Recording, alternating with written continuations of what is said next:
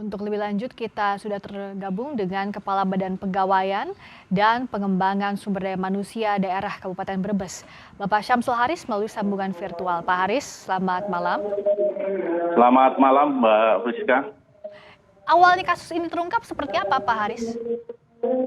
Baik, Mbak Friska, jadi awal permasalahan absensi ilegal ini kita temukan pada saat banyak sekali anomali daftar kehadiran atau absensi di pemerintah daerah Kabupaten Brebes pada saat absensi resmi milik kita pemerintah Kabupaten Brebes ini kita matikan ya.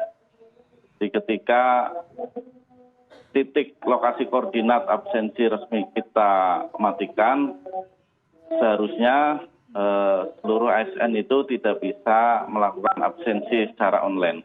Akan tetapi yang terjadi adalah banyak sekali para ASN yang masuk absen ke server di pemerintah daerah Kabupaten Brebes, sehingga diindikasikan kuat bahwa aplikasi absensi yang bisa masuk ke server dari pemerintah Kabupaten Brebes ini itu ilegal karena yang resmi sudah kita matikan. Begitu, Mbak Rusna. Lalu sejauh ini sudah ada berapa ASN yang menggunakan aplikasi ini dan bagaimana mendeteksinya, Pak Haris? Dari temuan awal, kami pemerintah daerah membentuk tim investigasi internal yang diketuai oleh Pak Sekda bersama BKPSDMD dan juga Inspektorat untuk turun melakukan verifikasi langsung ke lapangan untuk menemukan data faktual ya. Sebenarnya apa yang sudah dilakukan dan sebenarnya apakah memang benar para ASN ini menggunakan aplikasi ilegal atau tidak. Jadi dari hasil verifikasi faktual itu memang ditemukan data bahwa bagian besar hasil dari temuan awal itu memang menggunakan aplikasi ilegal. Jumlahnya bisa diperkirakan berapa, Pak? Ratusan misalnya yang menggunakan aplikasi ini? Untuk pengguna, hasil dari verifikasi sekitar 2.500 pengguna. 2.500 pengguna? Artinya apakah mereka 2.500 itu sudah diketahui identitasnya, dinas di mana, sudah berapa lama menggunakan aplikasi ini?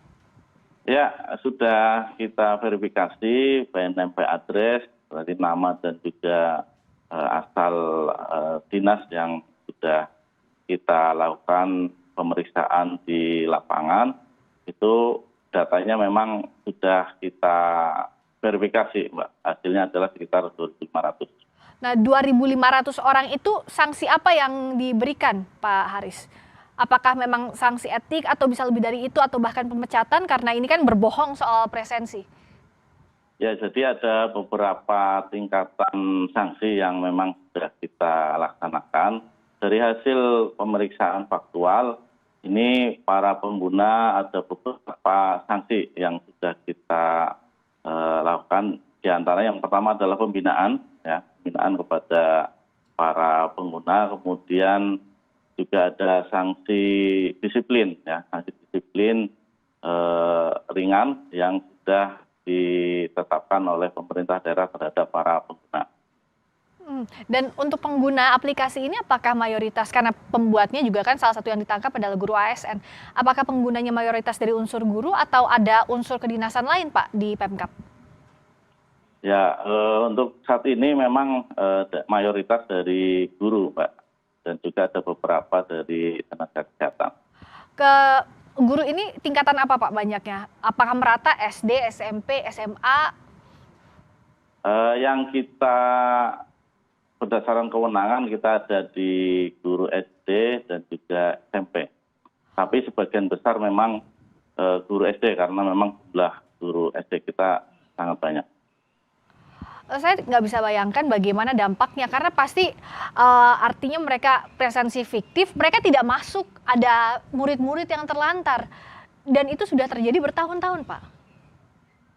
Dari hasil verifikasi faktual sebenarnya sebagian besar dari guru ini tetap masuk Mbak Friska ya. Oh, Itu masuk, tetapi dengan menggunakan aplikasi ilegal ini mereka bisa datang lebih lambat dan pulang lebih awal. Nah, ini yang jadi. Tetapi dari sisi tugas belajar mengajar, mereka sebagian besar adalah tetap melakukan tugas mereka sebagai guru. ya artinya ada korupsi jam kerja begitu ya Pak ya? Karena Betul sekali. ini pun masuk pelanggaran tentu. Kalau untuk tenaga kesehatan pun sama? Ya, dari tenaga kesehatan juga sama, pelaksanaan pelayanan kesehatan dasar di tingkat Vaskes pertama, Puskesmas dan sebagainya berjalan seperti biasa. Hanya tadi dengan menggunakan aplikasi legal ini mereka bisa datang lebih lambat dan pulang lebih awal. Itu yang menjadi hasil dari tim investigasi pemerintah Kabupaten Brebes. Jadi untuk sanksinya sedang berjalan ya Pak ya? Nanti akan ditentukan apa-apa saja. Paling berat apa? Jadi untuk sanksi ini kan terhadap pelaku pembuat dan pengedar ini kita masih menunggu ya hasil dari keputusan pengadilan yang berkekuatan hukum tetap, Pak. Jadi menunggu setelah ada keputusan pengadilan yang berkekuatan hukum tetap, baru kita akan menentukan sanksi yang akan dijatuhkan terhadap para pembuat. Jadi hukumnya jalan, proses hukum jalan, proses etik juga mengikuti begitu ya Pak Haris? Betul sekali Mbak Friska. Jadi kita karena ini dalam proses hukum, maka kita menghormati proses ini sampai selesai, sampai kita tunggu hasil keputusan pengadilan yang berkekuatan tetap. Gitu Mbak Friska. Setelah ini pengawasannya singkat saja Pak, pengawasannya seperti apa? Karena kan sistem presensinya sudah dibobol, artinya jangan sampai terulang lagi di tengah proses hukumnya sedang berjalan saat ini Pak. Untuk antisipasi, kita pemerintah daerah sudah mengganti aplikasi yang lama dengan aplikasi baru yang berbasis face detector dan juga sidik jari. Jadi ada 2 sistem keamanan untuk sistem presensi yang baru. Dan ini sudah berlaku mulai 1 Juni kemarin. Itu Mbak Friska.